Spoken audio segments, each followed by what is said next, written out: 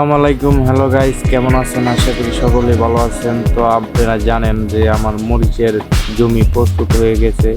এই কারণে আমি জমিতে আসছি হাল চাষ করানোর জন্য। আমি বড় ট্রাক্টর দিয়ে প্রথমে হাল।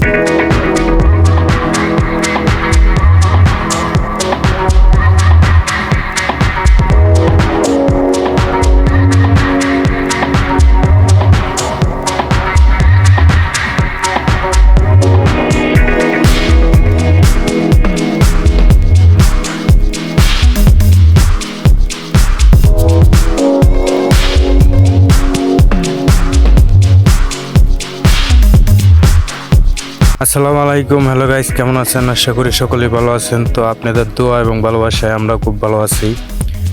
তো আপনারা জানেন যে আমি একটা জমি প্রস্তুত করতেছি দেরি, কারণ আমার মরিচের চারা রেডি হইতে আর বেশি দেরি নাই। এ কারণে আমার জমিতে হাল চাষ করলাম, ট্রাক্টর দিয়ে আমি হাল চাষ করতেছি। তো আজকে এই জমিতে লাল সার, মাইটে সার ব্যবহার করছি আমি।